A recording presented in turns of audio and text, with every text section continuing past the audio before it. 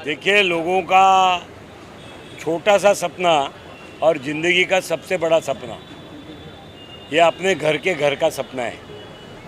1995 से लेकर के 2024 अभी पूरा होने को है 2-3 महीने में। 30-30 साल सरकारें कोई भी हो, लोगों को घर देने के लिए काम करने वाली सरकार होती है। 30 साल तक ये झोपड़पट्टी में बसे हुए लोग जो आज से 35-40 साल पहले झोपड़पट्टी में आए हैं, 1995 से लेकर के 2024 तक अगर 29 साल में भी उनको घर नहीं दे सके तो कमी क्या है?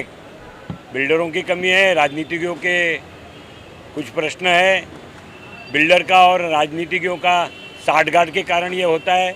बिल्डरों के लिए काम करने वाले लोगों के प्रति जो विश्वास खड़ा करना चाहिए वो खड़ा कम नहीं होता है, इसके कारण होता है। ये सारे कारण देखने के बाद ये बात ध्यान में आई है कि यहाँ पर सामान्य नागरिक अपना घर के लिए जब परेशान है तब कुछ लोग गुमराह करके सादा एनेक्चर लोगों तक नहीं पहुँचना, सोसाइटियों की कमेटी 20-20 साल तक एक ही कमेटी ने काम करना, एक बिल्डर ने अपनी सिग्नेचर लेकर के कंसेंट लेकर के दूसरे बिल्डर को बेचना, दूसरे ने तीसरे को बेचना, तीसरे ने फिर पहले वाले को बेचना, फिर पहले वाले ने चौथे वाले को बेचना। तो गरीब का तो घर ही नहीं है भाई, ज़मीन सरकार की है, झोपड़े गरीबों के हैं और सौदेबाजी 5,000 फुट इसकी, 15,000 फुट इसको, लाख फुट इसको, ऐसे सब सौदे चलेंगे तो गरीब कहाँ जाएगा? और इसलिए ये काजल की कोटड़ी है। मैं जानता हूँ थोड़े समय लंबे रहने का कोशिश किया कि अपने आप सलट जा करके सरकार की योजना में लोग अपने आप से अगर तैयार होकर के जुड़ जाते हैं और उसको कोई अड़चन नहीं होती है तो जो मदद मांगने को आएंगे उसे करूँगा। लेकिन जब ये परिस्थिति सामने आती है कि गलत प्रचार करना और छोटे छोटे लोगों को फंसाना, जहाँ पर 6-6, 7 साल, 8-8, 9-9, 13-13, 18-18 साल तक कोई डेवलपमेंट का काम नहीं करना बिल्डर तय होने के बाद। और इसलिए मैंने आज ये पहली सभा बुलाई थी और इस सभा में मैंने ये कहना कि सभा मैंने बुलाई थी, लोगों ने भी मुझे बुलाया था, दोनों आरस परस है। मेरी भी इच्छा थी और लोगों की भी इच्छा थी। आज लोगों के सामने आया, पात्रता कराने के लिए सरकार ने बहुत आसान तरीका निकाला है। माननीय एकनाथराव शिंदे, देवेंद्र फडणवीस, अजीत दादा की सरकार ने इतना आसान तरीका निकाला है कि पात्रता ऑनलाइन हो सकती है। तो पात्रता भी आप अपनी करा लीजिए। अगर पात्रता में कोई कमतरता है तो कागज़ों की पूर्तता करने के लिए सरकार की यंत्रणा से जो मदद चाहिए वो हम आपको करके देंगे। और आगे चल करके बोगस पात्रता कर करके एसआरए का गलत उपयोग कर करके 2,500 हज़ार मेंबरों की 2-2 हज़ार मेंबर की सोसाइटी में 200 लोग पात्र है, 300 पात्र है, उनके द्वारा वोटिंग करा करके बिल्डर लाना, ये सब आने वाले दिनों में चलने वाला नहीं है। जितने लोग हैं उसकी पहली प्राथमिक कम से कम कागज़ का एनेक्चर बना करके उसकी पात्रता तय करने का काम में हम मदद करेंगे, सोसाइटी भी मदद करेंगी और सोसाइटी के साथ काम करने वाले पदाधिकारी भी मदद करेंगे। सर, एक चीज़ और देखा गया है, जो कमेटी वाले होते हैं उनकी और बिल्डर की जो व्यवस्था होती है, तो कमेटी वाले लोग का मन बल इतना बढ़ जाता है कि कायदे कानून को ताक पे रखते हैं, लोगों को डरा धमका कर काम करते हैं। उस पर आप क्या कहना चाहेंगे? देखिए, सब कमेटी के मेंबर ऐसा होते हैं तो ये यंत्रणा चल नहीं सकती है। जो प्रमाण में ऐसे कुछ लोग होंगे जिसके बारे में कुछ फिरियाद है, उसके आने वाले दिनों में कमेटी के उस लोगों को और सोसाइटी के लोगों को साथ में लेकर के इसको जैसा रास्ता करना है। अभी मैं आपको उदाहरण के तौर पर बताता हूँ कि कल ही चुनाव होने वाला है इसी कांदिवली में एक सोसाइटी का, तो परिणाम सामने आ जाएगा। लोगों को जिस पर विश्वास है उसको चुन कर देंगे, जिस पर विश्वास नहीं उसको बाजू में करेंगे। सर, कमलेश यादव जी ने गांधीनगर का उल्लेख किया था कि कैसे कमेटी के लोग आपसे आते थे, मिलते थे, अनुरोध करते थे कि हमारा बिल्डर हमारे संपर्क में नहीं, हमारा संपर्क करा दीजिए। तो वो विषय पे आप क्या कहना चाहेंगे? आपने अपने भाषण अभी वही लोग जाकर के उसी बिल्डर के गोद में बैठे हैं, तो ये तो मेरा काम नहीं है भाई। मेरा काम तो है सही है तो सही बताना, गलत है तो गलत बताना। सामान्य नागरिकों को अपने घर का घर मिले उसके लिए जो भी अड़चन है उसका रास्ता बना के देना, ये मेरा काम है। इसलिए जो ऐसे लोग होंगे, लोग अपने समय पर उसको जवाब दे देंगे। नहीं है, आपके लिए सरकार काम करती है, आपके लिए माननीय मुख्यमंत्री और सभी दोनों उप मुख्यमंत्री काम करेंगे। हम जनप्रतिनिधि के नाते काम करेंगे। हमारे माननीय सांसद केंद्रीय मंत्री पीयूष गोयल जी ये मिशन पर निकले हैं कि उत्तर मुंबई को उत्तम मुंबई बनाना और उत्तम मुंबई बनाते समय झोपड़पट्टियों का पुनर्विकास करना। जहां पर झोपड़पट्टी का पुनर्विकास है वहीं पर उसको जगह मिले, उसके लिए सारी यंत्रणा को खड़ा करके सज्ज करना, इसके लिए हम बैठे लोगों को यही समझे। वो वही लोग उनके समर्थन में आज खड़े हैं। देखिए, फिर मैं ये कहता हूँ, ये कमेटी के लोगों के कहने से कुछ काम होने वाला नहीं है। कमेटी के लोगों से कहने से काम नहीं होगा। अब कांदिवली में वो बिल्डर रहेगा जिसने बिल्डिंग बनाकर देने के बाद रिहैब के बिल्डिंग की ओसी लाई है, उसने फायर के सारे नॉर्म्स पूरे किए हैं, उसने महानगर पालिका के आवश्यक रास्तों के कामों को पूरा किया है और ऑक्यूपेशन सर्टिफिकेट के बगैर अगर पोजीशन दिया है तो ऐसे बिल्डरों का समर्थन भारतीय जनता पार्टी का कोई प्रतिनिधि कभी भी नहीं करेगा। ऐसे बिल्डरों के खिलाफ जो भी कार्रवाई कानून से करनी पड़ेगी हम करेंगे। साई आज़ाद का मुद्दा आपने विधानसभा में साई आज़ाद का मुद्दों के ऊपर मैं आप सभी पत्रकारों का धन्यवाद भी करता हूं, आभार भी व्यक्त करता हूं कि जो गलत काम जिग्नेश दत्तानी ने किया उसको मदद करने वाले महापालिका के अधिकारी, उसको गाइड करने वाले एसआरए के अधिकारी, ये सभी के खिलाफ कार्रवाई होगी। माननीय भूषण गगरानी जी महानगर पालिका के कमिश्नर ने उनकी एक इंक्वायरी कमेटी बिठाई है, उसके रिपोर्ट के इंतजार में हम हैं। वो रिपोर्ट जैसे ही हाथ में आएगा उस पर की कार्रवाई शुरू होगी। अगर रिपोर्ट गलत तरीके से बनाया जाएगा तो उसके खिलाफ भी लड़ाई होगी। सर एक आखिर में कृष्णा, न्यू कृष्णा, जैन गांधीनगर इन सभी सोसाइटी वालों को मार्गदर्शन देना चाहिए। कोई मार्गदर्शन आज सबको सामने बता दिया है। आप निष्फिक्र होकर के, निडर होकर के अपने घर में रहिए और पूरा विकास के लिए जो भी आवश्यकता होगी, आप अगर अपने बल के ऊपर काम करने के लिए तैयार होंगे, आपको पूरा सुरक्षा और संरक्षण कानून से और व्यक्तिगत रूप से भी हम देंगे। किसी के दबाव में आकर के काम करना, किसी के दबाव में आकर के सही करना, किसी के दबाव में आकर के सर्वे करवाना, ये मत करिए। सर्वे के लिए सरकार ने बहुत अच्छा तरीका निकाला है। आप सेल्फ सर्वे करा सकते हैं, ऑनलाइन डिजिटल सर्वे होता है, उसके चार्ज अगर 3,000 रुपया भरना पड़ता है तो आप आज भर दीजिए। कल जब बिल्डर चॉइस करके आ जाएगा उस बिल्डर से उस पैसे को हम आपको वापस देंगे, से उसके घर को बचाएंगे। अगर जबरन तोड़ा भी गया है फिर बना करके देंगे। लोग कागज में सही करते हैं, भाड़े का चेक लेते हैं, उसको फंसाया जाता है। अगर जब भी उसको महसूस हो कि हमको फंसा दिया है, और जब भी आएंगे हम उनको मदद करेंगे। देखिए, कुछ 10 सोसाइटियों का मसला था। 10 सोसाइटियों में सबसे अहम मसला जो था वो 9 सदाबहार सेवा सोसाइटी, जय हिंद गांधीनगर रहिवासी संघ, श्री कृष्णा सोसाइटी, श्री कृष्णा सेवा सोसाइटी, जय भारत प्रभात चाल, उसके बाद में बजरंग सेवा सोसाइटी, न्यू जन सेवा सोसाइटी। ये जो तमाम तरह की सोसाइटी हैं, सब में सिर्फ एक ही प्रकार का सब जगह चल रहा है, बिल्डरों का फर्जीवाड़ा।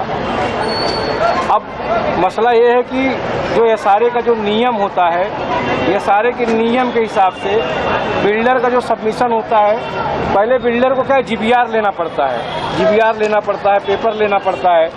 तो यहाँ पे क्या हुआ है कि जीबीआर बाद में लिया गया है, सबमिशन पहले हो गया है। पहले लोगों की सहमति लेनी पड़ती है एसआरए के अंतर्गत। जब सहमति होती है तो लोग सबमिशन करते हैं, सहमति लिया ही नहीं गया है, सबमिशन कर दिया है। ये टोटल फेक सबमिशन है। और सबसे बड़ी बात उसमें है कि अब ये दिखा रहा हूँ मैं आपको, शेष चंद शुक्ला। अब ये शेष चंद शुक्ला जी हैं, ये ब्राह्मण हैं, इनका सबमिशन में नाम डाला गया है। और इनका क्या है, जो एनेक्चर जो इन्होंने सहमति लिया है, सहमति पर साइन लिया है। अब ये देख लीजिए, शेष चंद शुक्ला जी हैं और शेष चंद शुक्ला जी का आधार कार्ड भी आपको दिखा रहा हूँ।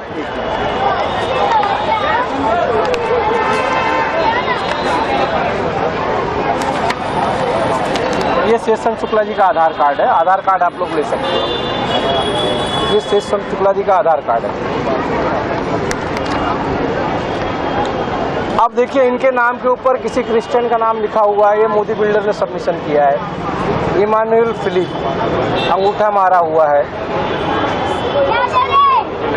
ऐसे कम से कम सैकड़ों उदाहरण है कि भैया छतरी आप बांटते हो, छतरी बांट के आप साइन लेते हो, फोटो लेते हो, उसके बाद में फर्जी सबमिशन करके सर्वे लेके आते हो, तो उस सर्वे को तो पब्लिक रोकेगी। यहाँ पे 300 लोग रहते हैं, 300 लोगों में 50 लोग तुम्हारे और 250 लोग उस चीज़ का विरोध कर रहे हैं। यही चीज़ आमदार को मालूम पड़ा, आमदार साहब को मालूम पड़ा, तो आमदार साहब ने पब्लिक का देखा कि यहाँ पे डेवलपर गलत है, पब्लिक सही है, तो सर्वे रोकने का काम आमदार साहब ने किया। और सारी सोसाइटी के लोग यहाँ पे मजबूत हुई है।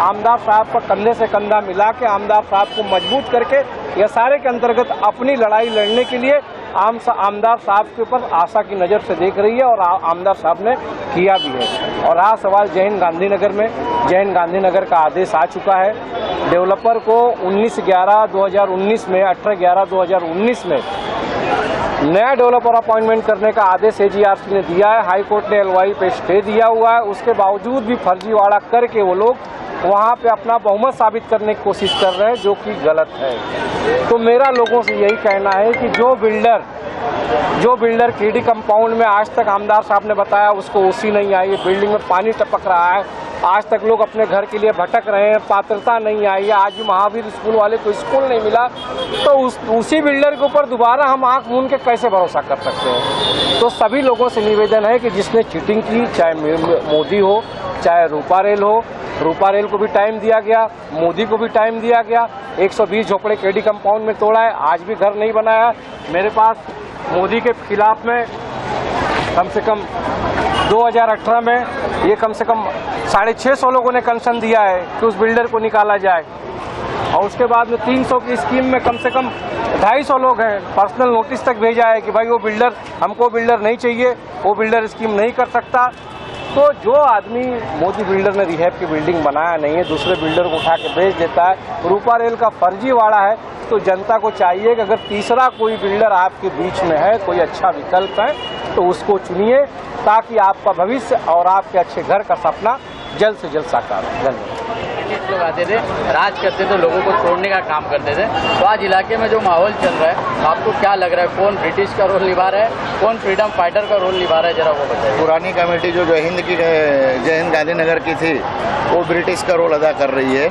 लोगों को बरगला के, फुसला करके, लेके जाके एग्रीमेंट करा के, भाई 33/38 का तुम्हारे इधर नोटिस आएगा, तुम्हारा घर तोड़ दिया जाएगा, जबकि हमारे यहाँ रूपा रेल बिल्डर का सबमिशन तक नहीं है।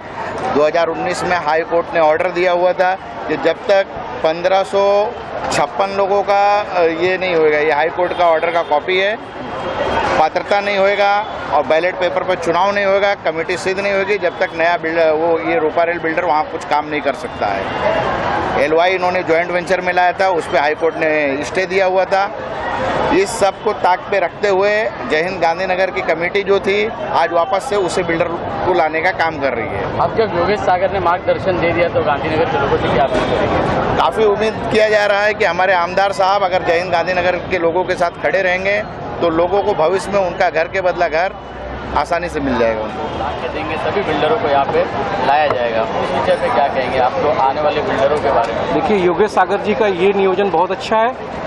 ये नियोजन अगर सबकी पात्रता हो जाएगी तो बिल्डर का टेंशन ही खत्म हो जाएगा, और जो भी है, जिनकी जितने लोगों की पात्रता बची है और जितने लोग अपात्र बचे या उनके पास पुरावा नहीं है, वही लोग मिलके बिल्डर से बार्गेनिंग कर सकते हैं कि भाई हम पात्र हैं, हमारे थोड़े से लोग बचे हुए हैं, उनको अपने सेल के FSI में से दो, अच्छा घर बना के दो। हमारी पात्रता के लिए किसी को पैसे देने की जरूरत नहीं है, किसी के यहाँ सर्वे कराने की जरूरत नहीं है, सही लाइन लगाने की जरूरत नहीं है, तो किसी की डिप्टी कलेक्टर वगैरह का मस्का लगाने की जरूरत नहीं है। जो ये सारे का स्कीम बहुत बड़ा स्कीम है, उसका अगर अपन खुलासा करने जाएंगे तो उसमें बहुत ही, मतलब जिस हिसाब से मैं देख रहा हूँ, हाँ, डिप्टी कलेक्टर के लोग ये सारे में क्या करते हैं, कैसे लोगों को ब्लैकमेल करते हैं, पात्रता के नाम पे कितना पैसा वसूलते हैं, वो कभी किसी विषय पे जब दूसरे दिन होगा उस पर चर्चा करेंगे। लेकिन मसला इसमें यही है कि आमदार साहब ने बोला है तो सबको सहयोग करना चाहिए। 3000 रुपये की जो बात है, 3000 भर के ऑनलाइन सर्वे करा के अपनी पात्रता लानी चाहिए और अपने घर को सेफ करना चाहिए।